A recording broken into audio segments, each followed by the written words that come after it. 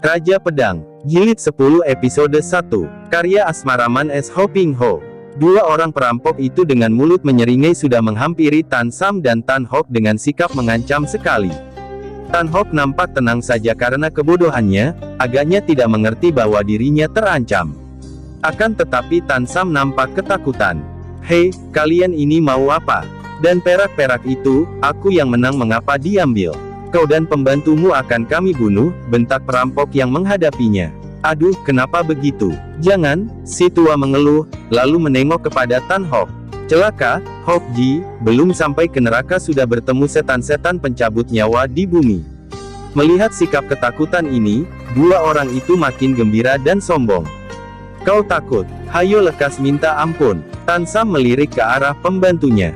"Hok Ji, tidak ada lain jalan, biarlah kita memberi hormat minta ampun."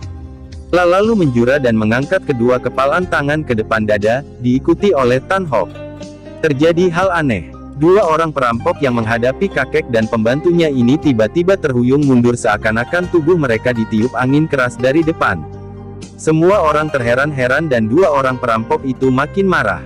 Memang, di dunia ini hanya orang-orang bodoh saja berani bersikap sombong dan membanggakan kepandaiannya sendiri.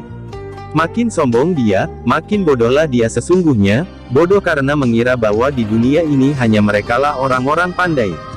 Andai kata dua orang ini tidak begitu sombong, agaknya kebodohan mereka tidak akan membutakan mata mereka.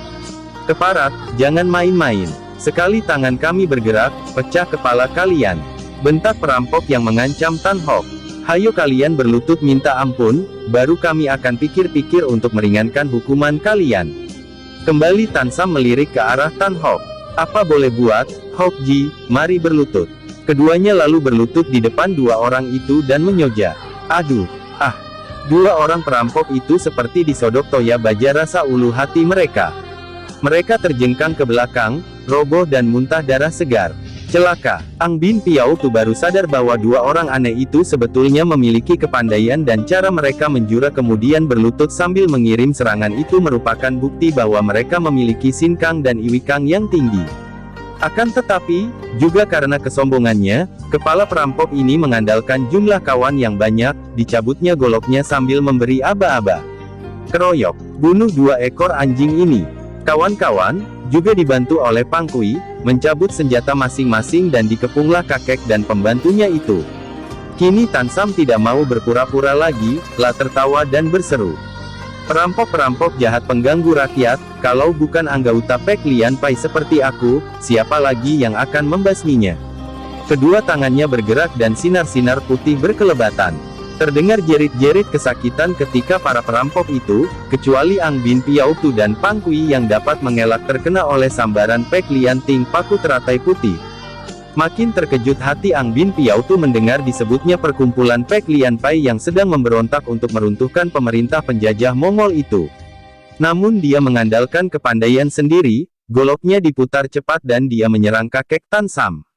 Adapun Pang Kui maju dengan ruyungnya menyerbu Tan Hok. Benar amat mengagumkan dan mengherankan keadaan pemuda itu.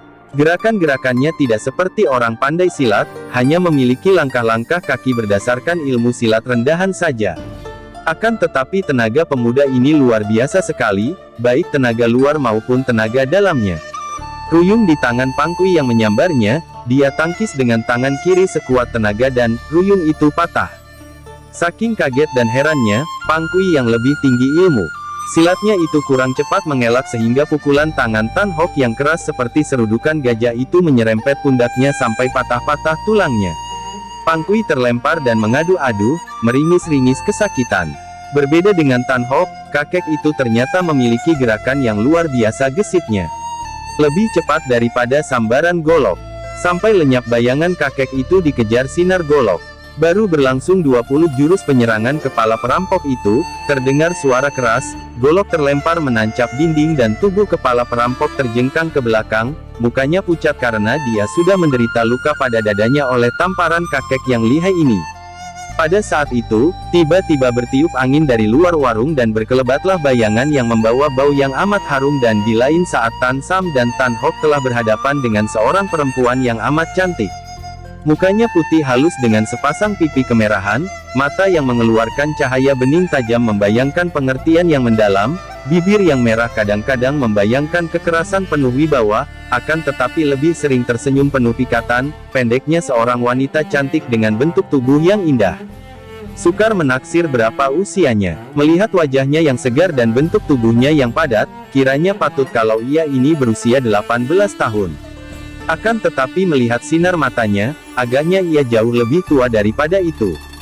Pakaian yang menutup tubuhnya terbuat daripada sutera halus berwarna merah kuning hijau biru diselang-seling indah sekali. Sepatunya yang amat kecil berwarna merah dengan dasar dilapis besi. Sebatang golok kecil tipis tergantung di punggungnya, dari depan hanya tampak gagangnya tersembul di belakang pundak kanan, sedangkan tangan kirinya memegang sehelai selendang merah dari sutera pula. Kedatangan wanita ini amat cepatnya dan ini saja sudah menunjukkan bahwa dia adalah seorang yang berkepandaian tinggi. Tan Hok dan Tan Sam bengong terheran-heran ketika tiba-tiba wanita cantik itu menudingkan telunjuknya yang runcing halus ke muka mereka sambil membentak.